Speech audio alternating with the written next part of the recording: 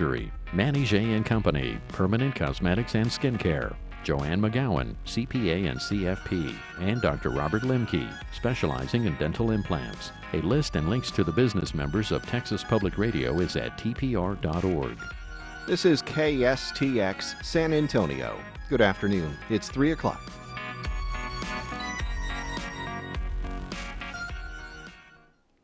The field of 14 candidates is down to 2 in the race for San Antonio mayor. Early voting is underway. Election day is Saturday, June 13th. The results will select a new leader for the Alamo City and put the city on a new course. I'm David Martin Davies. This is a special debate edition of The Source. We won't be taking your calls today, but we'll be back with our regular Source format tomorrow. In the next hour, I'll serve as moderator, and a panel of journalists will pose questions to candidates Ivy Taylor and Leticia Vanderpute. We're also video streaming our debate live, so you can watch us at tpr.org. And a special thanks to NOWCastSA for coming into the TPR studios and providing that video stream. I'd like to welcome both of our candidates, Mayor Taylor and Senator Vanderpute. Welcome again to Texas Public Radio. Thank you, David.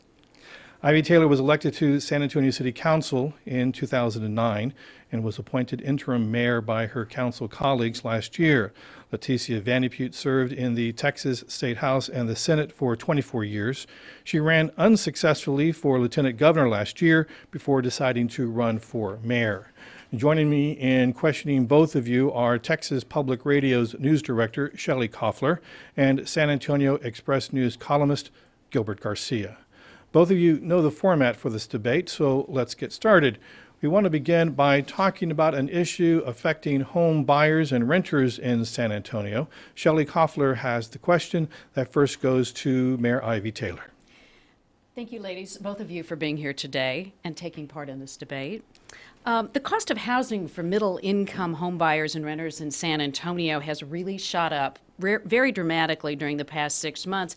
And I'm wondering, what would you do to ensure that those people living inside Loop 410, close to downtown, can continue to afford to live inside the core portion of the city? Mayor Taylor. Well, thank you so much for that important question. That question really speaks to the heart of my work and my contributions here in the city of San Antonio. You know, I'm a planner who started out focused on affordable housing. And so as mayor, I've continued working on this issue. And actually, just a couple of weeks ago, we had a very successful housing policy conference, which was an initiative of mine to bring together all the folks to talk about this issue and to start laying out a strategy for addressing it. And one of the things that we'll be doing is forming a housing commission and looking at what are some of the policy solutions. I think there will be a variety of them. Some of them will be related to tax relief in some of the areas where the values are rising, and we already have some programs like that in place in historic districts, so we want to look at how can we possibly expand that, but also how can we expand the funding that's available for affordable development. And so I've already been talking for several months. Actually, back in right in 2011, I had hoped we'd be able to get a coalition together to promote including housing as part of the bond then, but certainly for 2017, that's something that I will be championing for us to include housing as a line item in our 2017 bond that will go to the voters. Okay, we might come back and talk about that in just a little bit, but I did want to ask Senator Vanderpute, same question. A lot of people feel like they're being priced out of the market inside Loop 410. What can you do to assist them as they try to stay in their homes or live closer into the center part of the city? My neighbors and I experienced sticker shock right after Fiesta when the appraisal values came out from the Bear Appraisal District. All my life, and that means for almost 60 years, lived within that center core. Pete and I chose to raise our families about a block and a half where I grew up off Sausalito Street near now Woodlawn Academy. But we know that this city council, and in particular with the leadership of the mayor, can be very helpful, as we want to make sure that those in the center core, those right on the rim of Loop 410 and those inside, can maintain their neighborhoods, maintain their homes. And the first thing you do is you alleviate the gouging of high property taxes. Very quickly, I called for us to do, as the county has done on 3 separate occasions, is to lower our effective tax rate. We know with the increase in market valuation that we will have enough money to do the basic city services and yet keep those taxes low. We also, I'm very proud of Robert Trevino, who's come up with a way to look at some special types of incentives that would keep our neighborhoods vibrant as we attract new housing development. I think we can do it, but I'm also very much in favor of our neighborhood housing assurance program proposed by County Commissioner Tommy Calvert. You talked about having an effective tax rate. I think both of you have talked about that. And the truth is the city property tax rate is only about 1/5 of what a homeowner pays. Most of it is really school taxes. So how effective can that really be? Is there something else you could do to reduce property taxes or to create a situation where people are more able to stay in their homes? Let's give each of you 30 seconds just to respond to that. Well, yes, I agree that that's just one part of the equation, but it is still something that we have within our control. So I think it only makes sense for us to do that, and also using that as an incentive for folks to invest in areas that have been left behind, because I think the whole city ends up paying the price when there are areas where there's been no investment. So I think that will just be one of a range of options, but that certainly increasing the supply is going to be a key part of the supply of affordable housing will be a key strategy. Thank you, Senator. As we have those key investments in the center core, we know that that tax rate is important. But also, one thing that the city can do, which it is not doing now, is holding the line on new regulations on new housing. We've got several areas of the city where there are going to be new housing stock. So the incentives play an important, the tax, but let's hold the line right now on new regulations that would drastically increase the cost of a home inside our loop. Okay, thank you. Okay, now next asking a question, Gilbert Garcia, columnist from the San Antonio Express News. And first, he's going to be giving that question to Senator Van de Putte. Senator Van de Putte, Mayor Taylor alluded to the 2017 bond program, and it's something that will come up during the next mayoral term. It's a chance for the city to address some of its big issues, big concerns. Looking ahead to that, what big priorities do you have for the 2017 bond program? What projects do you look at as really particularly important?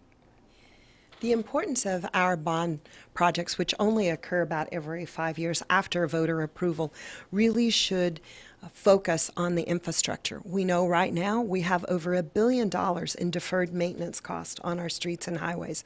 And some estimates of drainage projects have been over the $2 billion mark. I am proposing that we have at least 75% of our 2017 bond on that critical infrastructure, the streets, sidewalks, lighting, and drainage. That means that the other 25% have the opportunity to look at programs like our neighborhood assurance housing program that really is, I think, a very creative way to help within the inner city. And also, we know that there are big projects that complete streets on Broadway. The ability for us to actually have a strong presence at the Alamo with the cooperation now between the state and the city government. And we do know that the work is underway for our Central Park, which will be Hemisphere. There will be no shortage of requests, but it's going to be really up to council to hear the input of people from throughout the community and put our priorities where the priorities are needed and wanted. Mayor Taylor, when you look to the 2017 bond program, what really stands out to you? Well, infrastructure is always what we spend the majority of the funding on, and so I would anticipate that we would do the same thing in 2017. So I would say infrastructure, streets and drainage, but I would also add in sidewalks. We need to improve our pedestrian access in San Antonio, and then I've already interest in us having a housing line item. But more than anything, what I'd like to see is for us to tie how we outline the projects that would be included in the bond program to strategic priorities that have been identified through the SA Tomorrow planning process. I think really that has been the challenge for our community over the years, is that we have spent large amounts of money through these through the bond programs and other programs on projects that I won't say are not worthy, but are not tied together, that don't provide any connectivity or advance any strategic vision for our city. So we have an opportunity through SA Tomorrow to articulate how and where we want to grow as a city, and then the 2017 bond gives us a chance to actually put our money where our mouths are. Thank you. All right, now my turn to ask a question. Mayor Taylor, you've made a point of saying during the campaign that you are nonpartisan, and I believe that to be true, but your campaign is definitely staffed with Republican veterans and GOP operatives. So is that really true? Is it a statement to say that this campaign is nonpartisan? Yes, I think 100% that is a fair statement. I've never run on a party ticket, nor do I have any intention to. In running a campaign, you look for the best folks that you can find, and folks who will be able to execute the vision that you have. And so some of those folks that I've hired have worked on other campaigns where folks may have worn a party label, but they understand where my heart is and what my convictions are. And certainly as the mayor of San Antonio, it's my responsibility and obligation to connect with all San Antonians in order to unite us as one San Antonio. And so I'm not worried about any special interest groups or party affiliations. And to the extent that I can bring together San Antonians that may wear different labels or may have participated in partisan politics in maybe other races, then I think that's fine, as long as they're all working to further our community interests and understanding that we here at the San Antonio level have the benefit of having a nonpartisan city council. And so, no, I'm not beholden to any interest groups, and I'm glad that San Antonians of a variety of backgrounds see my message resonates with them. Now, to follow up, these are not just casual Republicans who are coming to work for your campaign.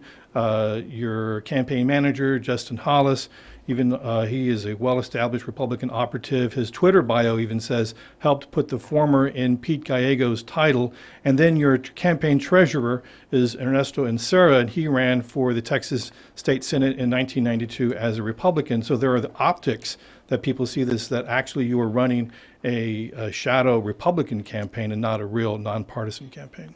Well, as I just mentioned, this is a nonpartisan seat. I'm not wearing a party label. I've never run for a partisan office. I've never run based on a party label, and I'm not going based on any particular party platform.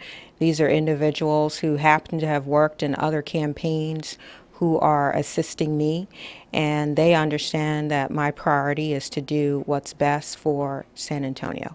Now, Leticia Van de Putte, you're a veteran Democrat. You've campaigned statewide running for lieutenant governor as a Democrat, and you are well tied to the Democratic platform. Now, can you leave those partisan politics behind and run the city without that partisan label if you get elected?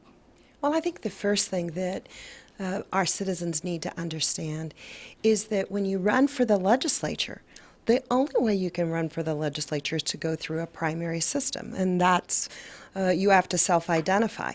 That's how our Congress men and women are elected. That's how our governor is elected, lieutenant governor, and statewide offices. The reason that Ivy Taylor has never run on a partisan ticket is that in the city of San Antonio, the only way you can be on that ballot, it's nonpartisan, as most city elections are throughout the state. I think that my record in Austin is a strong, really convincing argument that I get things done. I've worked in a Republican-led for most of the years I've been in the Senate, and I've been successful at getting things done. I've always reached across the aisle, and as mayor, I know I won't be campaigning for any Republican or Democratic candidates. In fact, I'm going to be welcoming them as mayor to come and earn the votes of San Antonians. But I know that the most effective mayors have always used their friendships, their relationships to promote San Antonio. And as a native San Antonian, I will use every connection and every friendship I have working every day for the people of San Antonio, not a party, not an ideology, for the people of San Antonio. Right, but to push back a little bit, and we do live in an era of partisan politics, and you do have that label on you, and this could be a problem trying to achieve across-the-board solutions in San Antonio, particularly with some areas that are not Democratic. Well, I think I wish I could have used your reasoning when I was running in primaries. A year in and year out, I always got challenged from Democratic primaries saying I was too pro-business, that I was center. And I think the record will show that. But this is about moving San Antonio forward, and I'm very thankful for the number of people, particularly our Republican business titans, who have come on this campaign knowing that I can be an effective mayor and work with all. You want to make San Antonio number one? Come work with Leticia Van de Putte. This is KSTX San Antonio and a special edition of The Source, Election 2015, Texas Public Radio's mayoral debate between candidates Ivy Taylor and Leticia Van de Putte. We have a live video stream on our website at tpr.org. Now, Texas Public Radio's Paul Flav has been asking listeners via social media to tell us what they want candidates to address. He joins us now with one of the questions. Paul. Listener John L. has this question. San Antonio faces deteriorating air quality because of growing numbers of motorists on the roads and emissions from area oil and gas development. San Antonio may also face more stringent regulations to control air pollution. What would you do as mayor to address this issue, which can affect citizens' health? And that question first goes to Mayor Ivy Taylor. Okay, excellent and pressing question. And what I am already doing as your mayor is focusing on a planning effort to help us manage the growth that we'll be experiencing between now and the year 2040. So there's not going to be just a one solution, one magic bullet on this. Obviously, we need to decrease the number of cars that are on the road, and I think there are a number of ways we can do that. First, by increasing our transportation options for our city, and so that's why part of our planning process includes a transportation plan where the city and VIA and the MPO are working on that, so we can have other options and try to make bus rapid transit and other transportation options more accessible for people and more attractive as well. We can also, I talked a little earlier about sidewalks. We need to increase sidewalk access, pedestrian mobility, as well as bicycling to allow people to be able to have alternative modes of transportation, and also look at our development codes to ensure that we are doing everything we can to stimulate and facilitate the development of dense mixed-use nodes throughout the city, so that people are not having to get in the car and travel 15 to 20 miles because they need to go shopping, that they'll be able to live, work, and play within a small area of the city, and thus reduce their rely on their vehicles and their emissions and pollution. All right, now the question goes to Van de Putte. It was about San Antonio's deteriorating air quality. Thank you. As a healthcare professional for 35 years, I can tell you that there's a compelling argument to make sure that our air quality stays within healthy limits. And that's because we see the asthma rates of our children. And so maybe I look at this differently than other folks because I am a healthcare professional and I know what it's like firsthand for families whose children suffer from asthma and they can't go out and play on one of those days where we've got those warnings. We've got to be laser focused on transportation. We encourage VIA to increase our bus rapid transit. Continue, just like we're doing now, to have a park and ride at 1604 and 281 so that people will use our public transportation, the connectors between our freeways, to get people where they live to where they work, are going to require not just comprehensive planning, but the ability to get it done, to work with the federal government in bringing down those funds for transportation, state and local, and work in a cooperative way to make sure that not only do we address congestion because it's annoying to sit in traffic, but because of safety reasons and health reasons. One of the things we can do as mayor, I would continue to push city public service on our renewable portfolio. We already lead in solar, so part of it is our responsibility to be good stewards of this wonderful earth that God has given us, and that means a multi-pronged strategy. Now let's go back to our panel and get some questions. Visions for attracting investment in San Antonio as it deals with rapid growth. Shelley Koffler has a question now for Leticia Vanderpute. In 2008, AT&T moved headquarters out of San Antonio to Dallas, and one of the reasons given by executives at the time was access to direct air flights. The average cost of flying in and out of San Antonio is also higher in many cases when compared to Dallas, Houston, and Austin. So I'm wondering, what changes would you support to ensure that the city-managed San Antonio International Airport is able to offer the services and the pricing that's needed for San Antonio to keep and attract major companies? Senator Vanderpute. Shelley, thank you. I was here living in San Antonio when we were ecstatic that we then brought St. Louis-based Southwestern Bell, a telephone company, from St. Louis to San Antonio. And it wasn't about the air traffic then, it was about the workforce. Now we know that for corporate headquarters and for expanding business, both within the state and within our country, but particularly internationally, that San Antonio has to have an airport that is cost-friendly, that is easy to negotiate, that we have certainly a rental car area that people don't get lost trying to return their cars, and we have more direct flights. As mayor, we need to lead that effort in city council to put our focus on working with the private sector partners in attracting the type of direct flights that are needed. We know that when USAA put a big footprint in Phoenix, that allowed us to increase our direct flights and access to the areas of Phoenix. I would work with our business leaders here, find out where our best opportunities are, and I think they actually lie with the triumvirate of healthcare sciences, life sciences, cyber security, and cloud computing, and see where those other strategic areas around the country are so we can recruit more direct flights. Doing that, we'll have a positive business atmosphere for San Antonio. If I might just follow real quickly on this, and then we'll ask Mayor Taylor the same question. Some cities incentives for airlines to have more direct flights. They actually give money. And you also have a landlocked airport here. You know, it's surrounded by residential areas. Can this airport do what needs to be done? Can the city do with this airport what needs to be done to keep and attract the businesses? Absolutely. If we think that we don't have that opportunity, then there is not just a lack of vision, but a lack of leadership. We know that we have capacity at our airport. For many years, though, people have focused on the possibilities of Austin and San Antonio having a big regional airport. Well, I can tell you that the Bergstrom Air Force Base that's now been turned in to Austin is a chief competitor for air traffic. And you're right, they have subsidized so that airfares are expensive. Would you subsidize? I think we need to look at what tools we have and then decide how we can be competitive. That's certainly one of the tools, but I wouldn't employ that without a real cost-benefit analysis.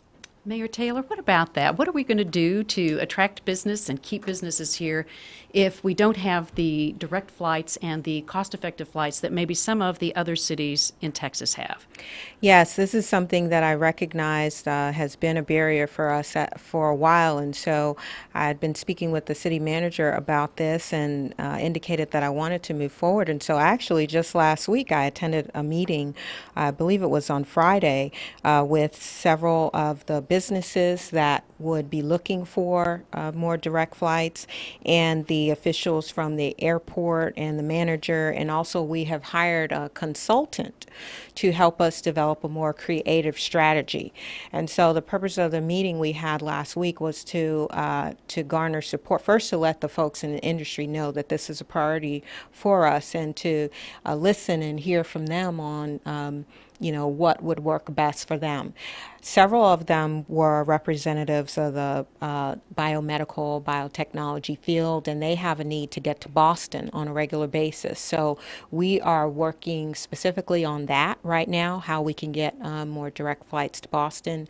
But certainly I believe we need to build that out. And so we'll be working with this consultant to identify whether incentives are the best way forward and to see which airlines might be most open to those discussions, and continue working with the business community so that we can get to where we need to be and have more direct flights to support our businesses here. So just a quick follow again, would you support financial incentives, the city coming up with money, financial inducements for these direct flights and for the airlines to offer more? I would support that if we determined that that was the key barrier and the thing that would actually bring the airlines to the table. I think we have to be very thoughtful in working with this consultant and working with the airline industry as well as the other businesses to determine the full array of, what are the things that they look at when they're making determinations. But yes, I incentives if that were determined to be the best way for us to get what we need. Okay, Dave. All right, next with questioning is Gilbert Garcia from the San Antonio Express News. And the question goes to Taylor. In recent years, the city has been able to attract jobs in the biomedical, solar power, and cybersecurity sectors. What incentives would you be willing to offer to build on that momentum? And what other promising growth industries do you see for San Antonio over the next 5 to 10 years? I believe right now the key thing we need to focus on in relation to attracting those jobs is ensuring that we have a workforce that can fill the jobs that those companies would create. And so as your mayor, during my entire time in office, workforce development has been at the top of my list. These companies find San Antonio attractive, but if we don't have people here who have the education and skills to fill the jobs that they're creating, then ultimately, it doesn't matter if we provide incentives or we have great quality of life, their businesses can't thrive here.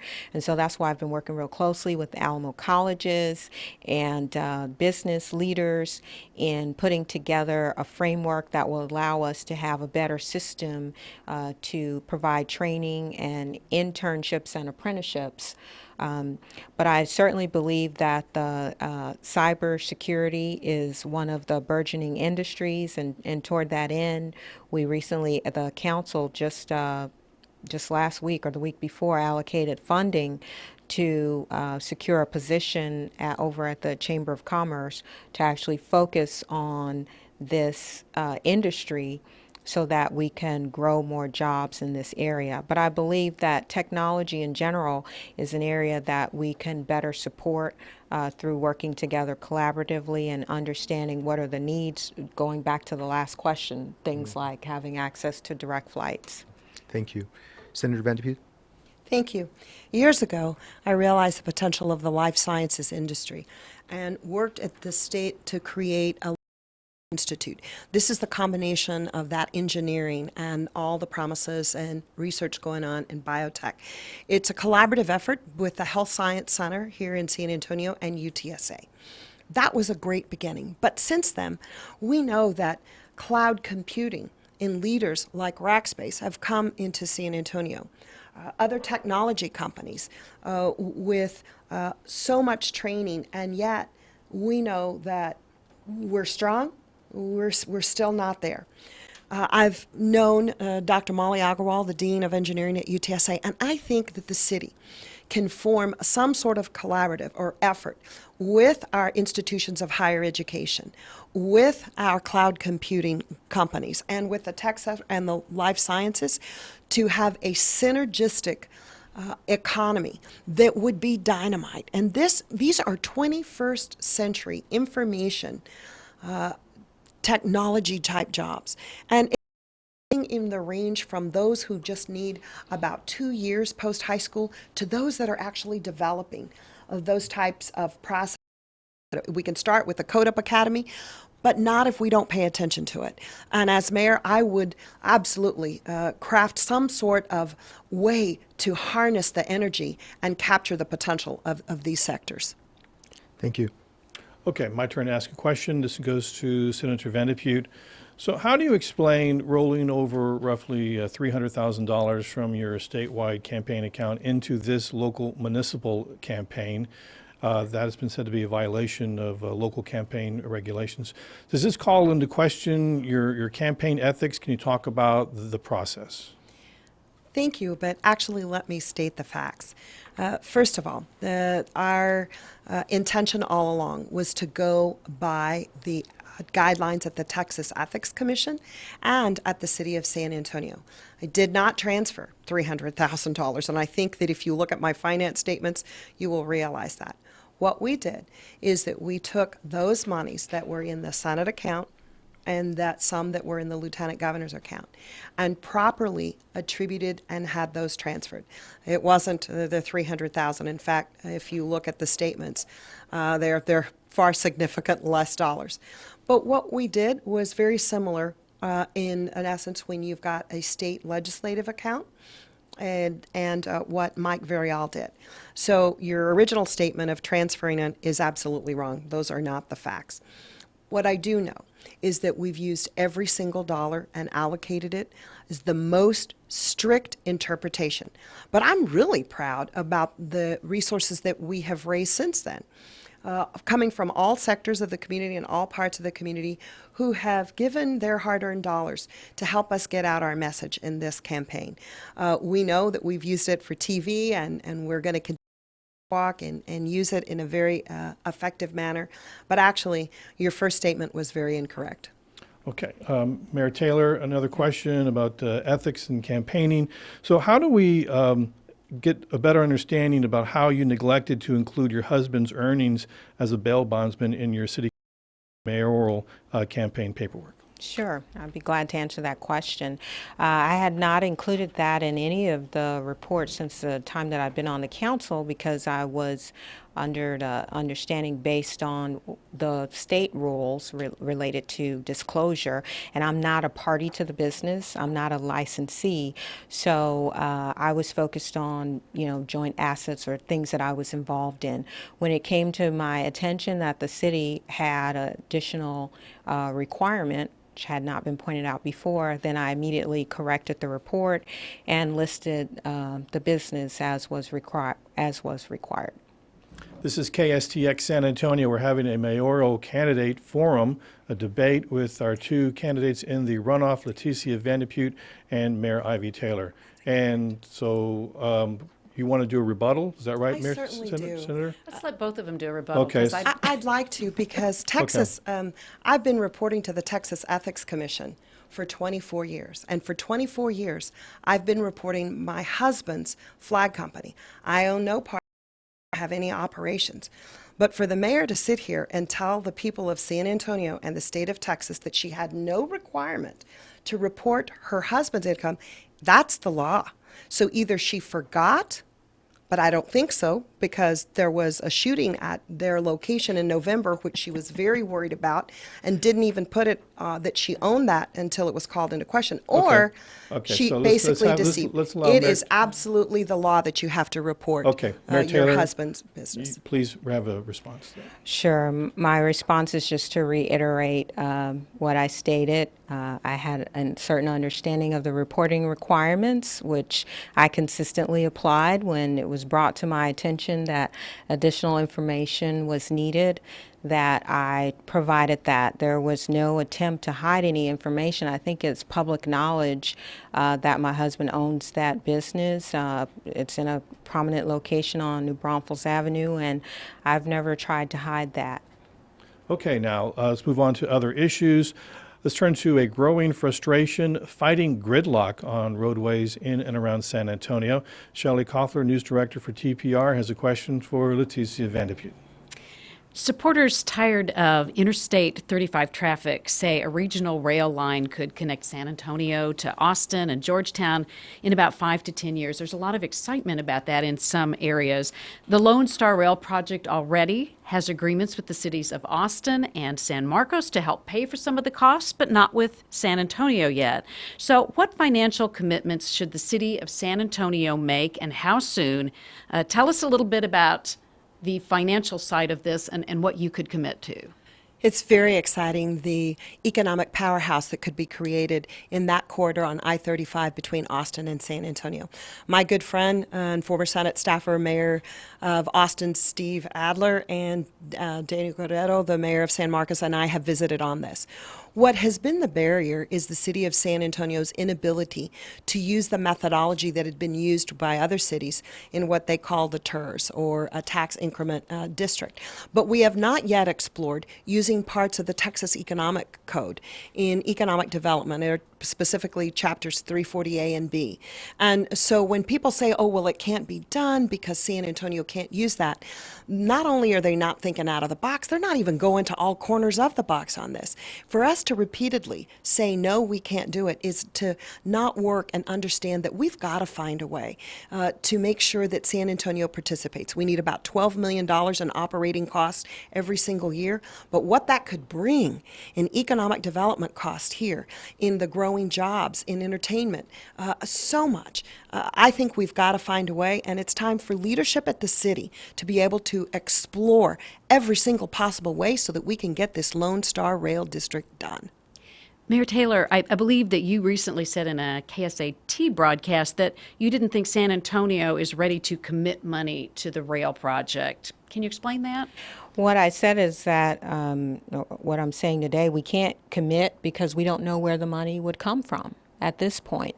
Certainly, I think it's a worthy project. It could have a tremendous impact on our economy and provide access and ease and a transportation option. But unlike my opponent, I won't sit here and make empty promises. I'm not going to say that we can do it when I know, based on my 6 years there as a member of the council, that right now the money isn't in the budget. And in addition, we have spent time exploring some of the options that other cities have used, like the TERS, and the TERS that have been identified did not generate sufficient revenue for us to be able to commit to do the project.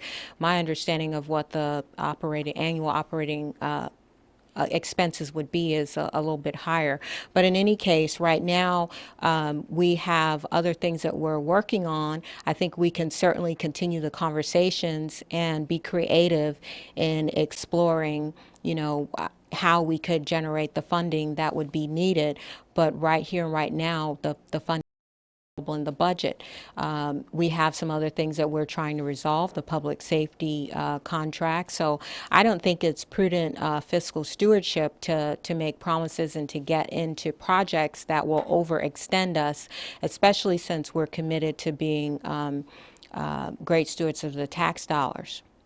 Very quickly, Senator Van de Putte, do you think that the money's available? Do you think it would overextend us? I think we have to find a way to be a willing partner.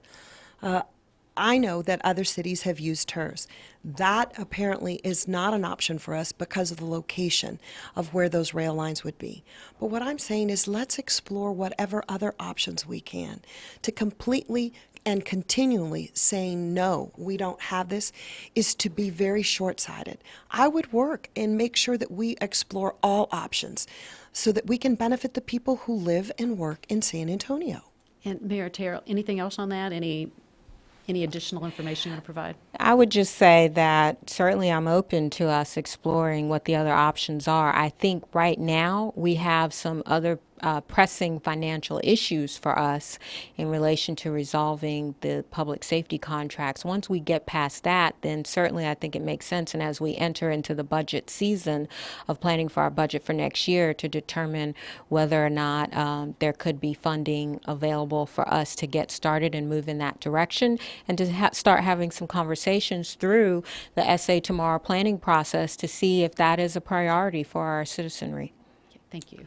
All right, now back to San Antonio Express News columnist Gilbert Garcia for his question for Mayor Taylor. Mayor Taylor, despite any misgivings that the two of you might have had about the process and the particulars involving VIA's now defunct streetcar plan, I think it's fair to say that both of you have expressed support for the concept of streetcar in San Antonio. So what future do you see for streetcar? What future, if any, for streetcar in this city, and how would you like the process to differ from what we recently experienced?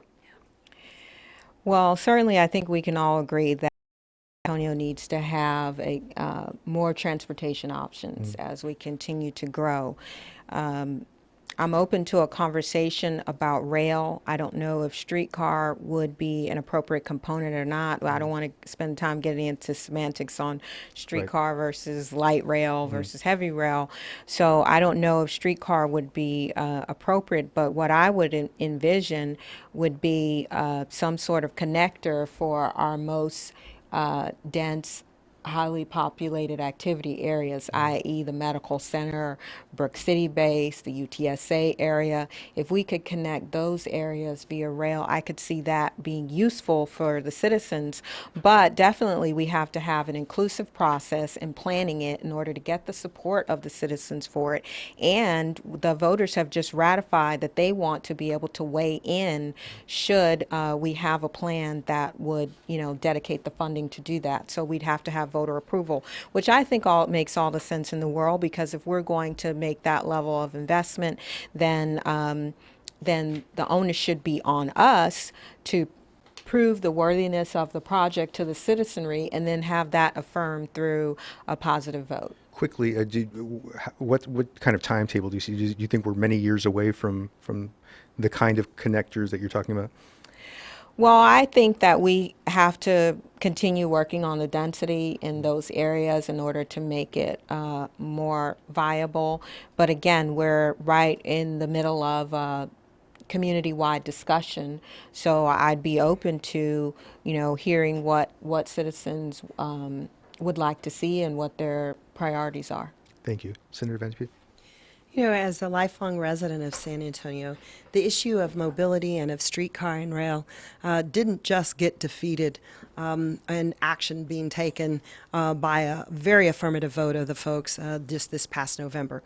In early 1981, I was named to Centro 21, which was the downtown kind of business planning and part of a program called Tri-Party. At that time, my family's pharmacy was located downtown. So let me tell you, we've been visiting about these issues now for well over 40 years. And I believe that what is incumbent upon the leadership in San Antonio, and that's both from the county and the city and our business leaders, is to listen to the people. We know that when all sectors of our community are connected, so that those that are very dense house area of where people live then get to where they work, and it's not just the central core of downtown. I think we are going to have extreme congestion in the medical center area very, very quickly, and that is a core area of employment and of residential. We need to make sure that our plans are well thought of. But people are not going to vote for anything unless they believe that their city hall is run efficiently and effectively and transparently. And right now, the people don't have that confidence. Thank you. May I say anything to Sure, that? 30 I seconds. would just like to point out, as Rick Casey did on the Rick Casey show, that all the propositions that were recently put on the ballot were approved, and it was through my championing and leadership that we put some of those things on there we've been trying to accomplish for years. In addition, all my colleagues, with the exception of one, have been reelected, so I'm not sure where this statement is coming from that there's no confidence in City Hall or city government. And another 30 seconds. The confidence is not with our council members. It's the lack of leadership in the mayor's office. And the facts are the facts. Our interim mayor has been there for now almost a year. We still have not had a settlement on the most important thing of a public safety contract. We have let Uber and Lyft shift away from us. And now we are not really going forth on those things important in technology and Google Fiber. I'll just let the record speak for itself. Okay, now I'm going to ask another question, and this goes to Senator Van Putte. You mentioned earlier about your husband's flag company, and it's called the Dixie Flag Company. Yes. And one of the many products that it sells are Confederate flags. Now, there are many people who find Confederate flags to be objectionable, and also the fact that it's a company named Dixie Flag Company. Do you think moving forward that if you are elected mayor, that there would be some people would find those optics uncomfortable? What I know is that the Dixie Flag Company has been in business in San Antonio for now over 60 years. And it's started out as a decorating company. It was a regional decorating company, both in Louisiana and in Texas, started by my husband's grandparents and his father. Now most of the work that we do is American flags. Very proud of the fact that the American flags that are the largest in the country are made right here in San Antonio, including the flag that flies over the 9/11 monument. The strong piece of business also at the flag company is called D-Fest, and that is the festival industry. I know that my husband's business sells historic flags.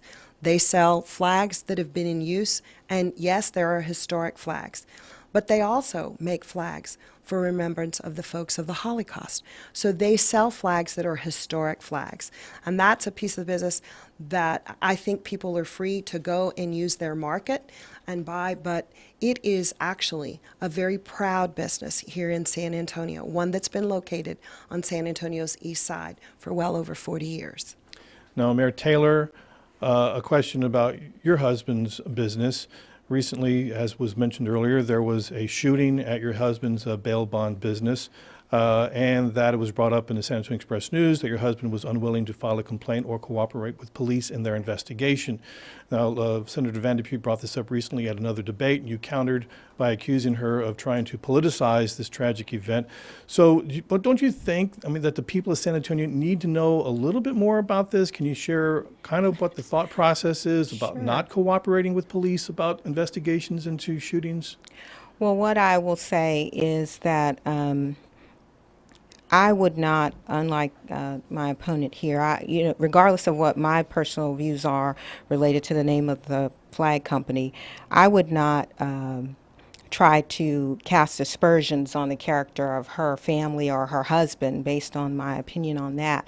But specifically in relation to this incident that occurred, which was a random drive-by shooting, my understanding is involving gang members, and it just happened to occur in front of that business. I think certainly the record reflects that given the fact that two people were injured and that a firearm was discharged, that there was certainly ample reason for us to believe that that charges would be filed and that the shooter would be pursued. So the safety of the citizens of the city certainly is my priority. I do believe that my opponent has tried to use this incident to cast doubt on the character of my family, and I don't think that that is appropriate. Okay, and you want to follow up? Absolutely. 30 seconds. As mayor, we affirm an oath. The highest elected official in this city has a higher standard. And the troubling reports set by the Express News is that the Taylors refused to just sign a complaint that their car was shot up and their business was shot up. We want San Antonians to be good neighbors, to help each other. But what does it say when the mayor and her family, and it's not the first time, repeatedly refuse to help put violent criminals and get them off the streets? May I just speak to, yes, I don't know what the senator is referring to repeatedly. She has made several allegations and misstatements related to the business and the fact that there have been repeated incidents. That, again, is just an attempt to take focus off the issues at hand, the issues that I believe the voters care about, and to try to cast doubt on my character. But again, I'll just reaffirm that I'm committed to the safety of our citizens and have always acted in a manner reflective of that. Okay, moving on now. This is an opportunity in the debate here on KSTX where we give the candidates a chance to give a question to their opponent based on a coin toss. Mayor Taylor is going to ask the first question to Senator Van de Putte, and that's a 90 seconds response. Okay. Well, when I first ran for mayor, I decided to run. I said that I would neither seek nor accept endorsement of public safety unions with whom we're negotiating contracts in excess of $500 million.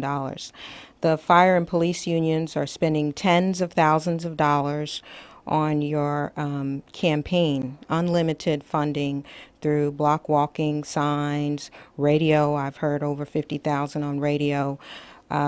I would like to ask if you believe they are expecting anything in return, and if, given our campaign finance limits, you think it's appropriate for them to be spending that on your campaign. I am proud to have the endorsement of the men and women who put their lives on the line every single day. The endorsement that I received, both from the San Antonio Police Officers Association and most recently the firefighters, is built on 2 decades of work that I've done in the legislature. They know I'm an effective leader. They also know that when I put my foot down, I put my foot down. And so, contrary to what my opponent may believe, I don't make empty promises. And anybody who was in that room will tell you that.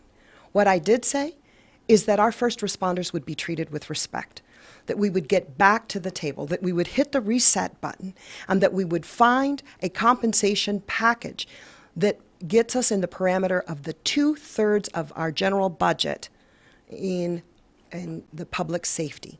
That's what I promised. And anybody that even thinks the other way doesn't know Leticia Van de Putte and my record. As for the other, the only reason that Ivy Taylor is mayor in the first place is because she promised her colleagues in their support for her as being the interim mayor that she would not run. It became political when she decided to break her word and run for mayor. Of course she wasn't going to seek any endorsements with anybody. I mean, and she shouldn't have.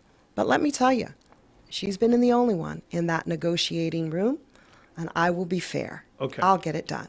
Now, you, Senator Van de Putte, have an opportunity to ask Mayor Taylor a question. Yes.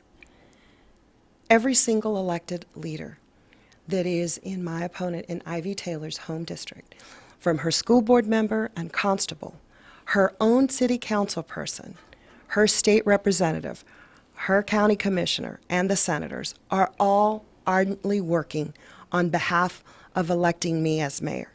I think Councilman Alan Warwick said it best when he noted that when he took office, there was almost $600,000 in neighborhood accessibility So is the question? mobility plan. Yes.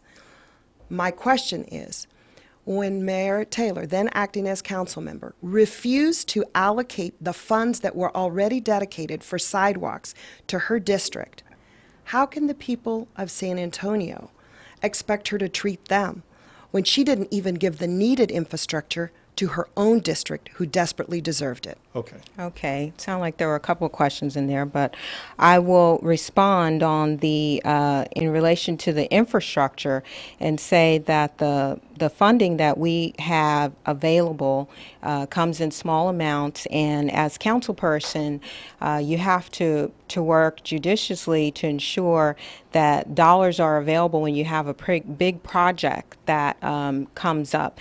Now, it's been over a year since I left that office, and I can't speak to what was coming up at that time. I know we had been working on a big project on Grayson Street involving repaving and sidewalks that allocated more than $1 million to that project. So certainly the folks in District 2 elected me in 2009, 2011, and 2013. And my leadership to them and commitment to them has been proven over the years.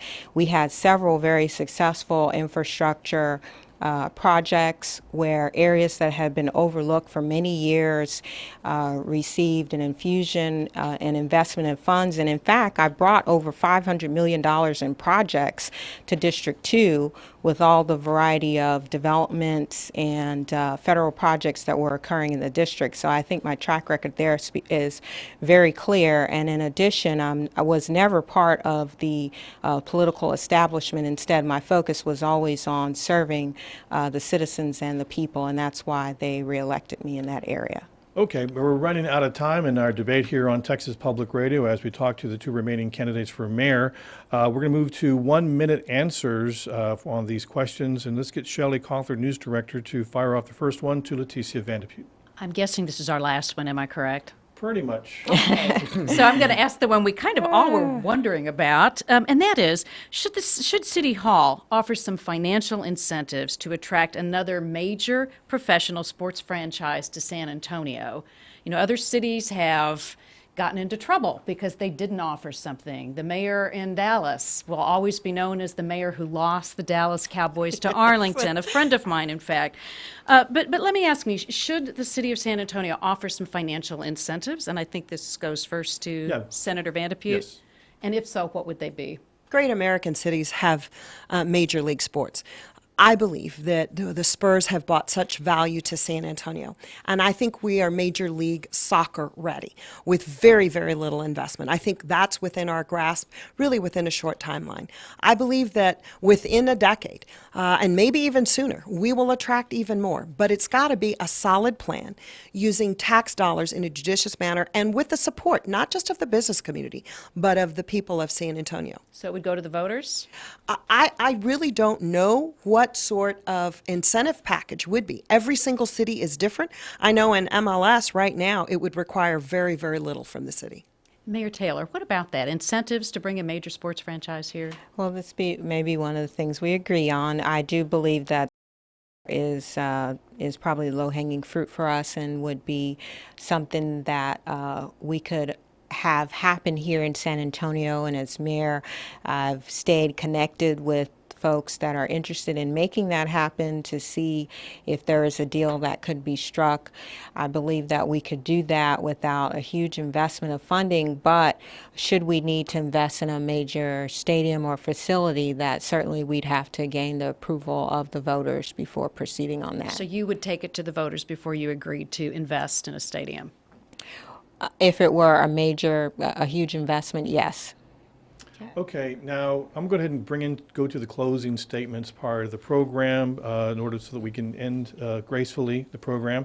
So let's go to the closing statements, 60 seconds for each of our candidates. And based on a coin toss earlier, Senator Vanderpute goes first. Thank you. Thank you very much for the opportunity to visit with your listeners and on NOWCast and on web. The election for mayor is at a critical point for San Antonio, and I am thrilled to be at this point. As your mayor, I would work every single day for the people of San Antonio, using the proven leadership that I have shown over the last 24 years to get things done for San Antonio, working sometimes in a very hostile environment, but always getting results. My nature is that of being collaborative, and I know that what we need to focus on is making sure that we keep a sound fiscal bottom line for San Antonio, that we get this police and fire contract done, that we embrace technology and the new 21st century jobs, that we pay attention to our infrastructure and put that money where needed. I'm asking for the support of the people of San Antonio. I know that I can bring the leadership that will make sure that San Antonio is not just a big city, but that we're a great American city. And I humbly ask for your support. And now a closing statement from Mayor Ivy Taylor. Thank you so much for your time and attention.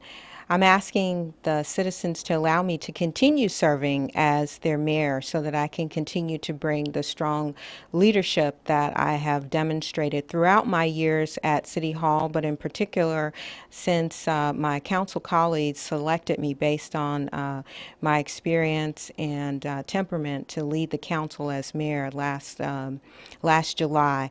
We have tackled quite a few important issues, and I've not shied away from the big decisions. In addition, I've worked collaboratively, and I'm a great listener. I'll be focusing on ensuring that our city continues to grow in a way that preserves and maintains our quality of life, that we continue to be a prosperous city, that our city government is smart and fiscally responsible, and that we take advantage of the opportunity to grow those areas of our economy like technology that show so much potential, and to ensure that all San Antonians have the opportunity to tap into that potential. And so I'm asking for your vote, your support to allow me to continue serving. Thank you. And that wraps up our special edition of The Source, a mayoral debate with Senator Leticia Vanderpute and Mayor Ivy Taylor. want to thank our journalist panel, Shelley, Koffler, and Gilbert, Garcia from the Express News, and both of our mayoral candidates for joining us for this Texas Public Radio debate. Also want to thank our supporters of Texas Public Radio debate to allow this to be able to be on the air to put this on for you. The debate of the video will be posted online at tpr.org. Early voting is underway. The last day for early voting is Tuesday, June 9th. Election Day is Saturday, June 13th. On Election Day, Texas Public Radio will provide live election night coverage with the candidates' watch parties on Saturday, June 13th. That's when the voters will choose which one of you two will be the next mayor of San Antonio. I'm David Martin Davies. Hope you'll join us on that night.